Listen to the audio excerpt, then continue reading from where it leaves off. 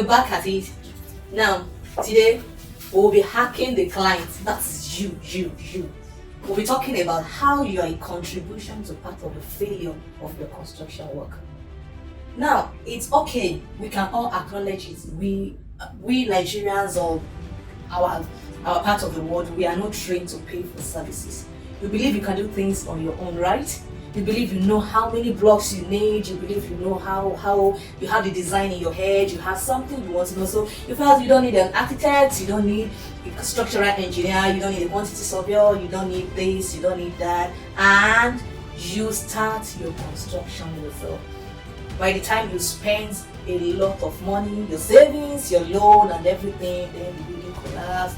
Then somebody is going to jail, somebody is doing this, or you find a way to pay huge amounts of money to cover the case for, and all the like. Then at the end of the day, what happens?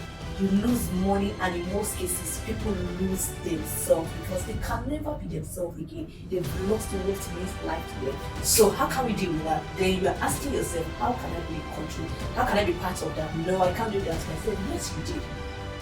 You did it to yourself by neglecting all the consultant, all the hands you need when you are supposed to engage them. Take for instance, if I'm sick now, I think I can treat myself and I get paracetamol. It's okay, I get better today and I go away and I feel like, oh, I'm also a doctor or I know how to treat myself. No, I'm just lucky, or maybe I'm not even lucky. Maybe it's also have a future repercussion for me. I don't know. That is the exact thing you're doing, because you see somebody built a bungalow of about 3,000 blocks and he's staying there and felt he doesn't engage this, he doesn't engage that. Then you are going on a building with structural members. You know what it means to have a building with structural members? That means you are going more than one floor and you still think that, oh, Baba Shukura or somebody can do it for me. No, that's the part of you contributing to the failure.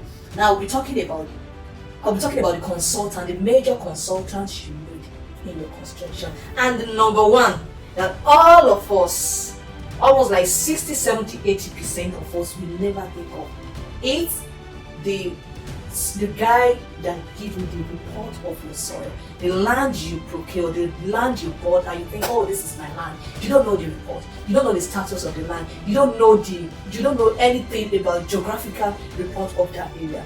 Then you said you don't need the soil report. No, that's the beginning of the failure. That's dead on arrival project. You see, all these things, they are little amounts of money. It's just like you carry a load of 60 kg, for instance, and you put it on something that can take only 10 kg. What are you doing? So that's what you need your soil report for. Your soil reports do not negate the fact that you are going to build on that land or you're going to do what you want to do. Just tell you this state, the geographical state of that land. And what will you do? He only advises you on the kind of foundation that you need on that land. It only tell you this is muddy, this is that, this can have this. It tell you the capacity of that soil. Then it advises you on the kind of foundation you need. And if you even have a particular foundation, a particular design in mind, you can get the treatment for the land. So that's the first consultant you cannot neglect, especially when you're going for a building with structural members. You cannot. Please, this part of it is not even just for your money alone. In most cases, it can lead to loss of life. Then you talk about the structural engineer. Come on now, how can you say you know how to design and you know the structural requirement of building a house? You don't know. Maybe you've done one in the past, just like the way I said I bought paracetamol and I felt I'm a doctor. Maybe you've done a bungalow in the past, or you've done something in the past. You know what you will do for yourself? You either kill somebody or you waste money. In some cases, you even waste money, or in some cases, you put some people at danger. Yes, we are not trained to do so, but now we are also not trained to invest a lot on some of those luxuries we do before. But now we started doing it. Then we have to do things right. So I expect that when you are starting a project, a proper project, you should have an architect who gives you the look, what the building looks like, what you are expecting. You think you have it in mind. Yes, you have it, but you have something in mind, and that is the brief you have to pass to the architect, so that he can put it into what is that same brief, put it to something that is beautiful that you want in your mind, and also put it in something that will be functional for yourself. That is the functionality of the property. Don't think that, oh, I have this and have this and I have this.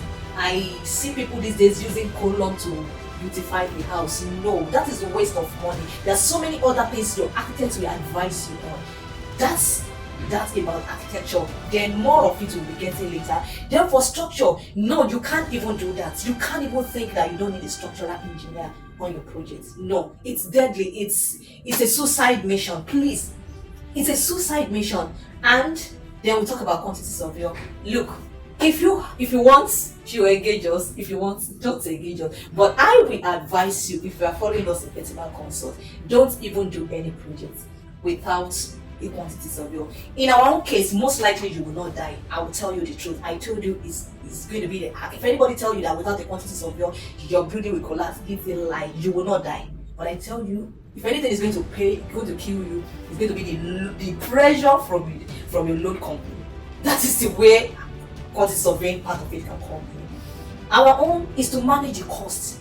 Quantity surveying is to manage the cost during construction, before construction, advise you and take you through the construction process. Look, I'll tell you a short story. Some years back, I met a client who said a big guy is a lawyer, has nothing to do with construction, and he said, I don't engage quantity surveyor, they are not doing anything. And I told him, okay, perfect. I don't even like to work with people who do not appreciate my services.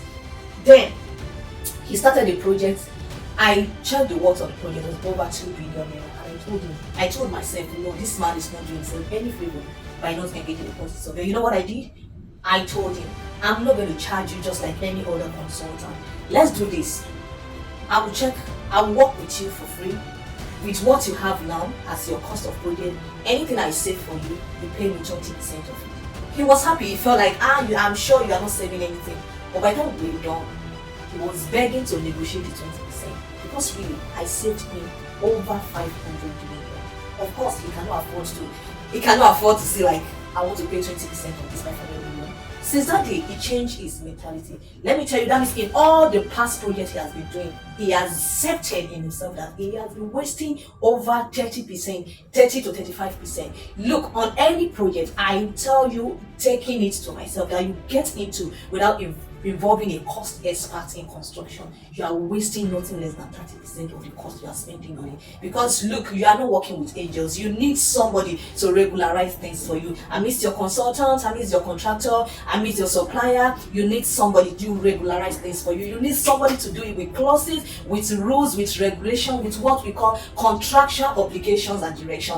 You need somebody who can tell you that this is what you should pay for, this is what you are contractually obliged to pay for, and this is what you are not contractually obliged to pay for. That is the work of quantity surveyor. So if anybody is telling you, like I say, that you are going to die, the building is going to collapse without quantity surveyor, no, it's not going to collapse. You are not going to die. If you're going to die, you will probably die of hypertension, of you not being able to control your costs and all that. But I'll tell you, every good quantity surveyor you engage on the project save you nothing less than 30% of the original cost of the project. Yes. So now, the next time you are going on a project, look, talk to good consultant, talk to good team. You may not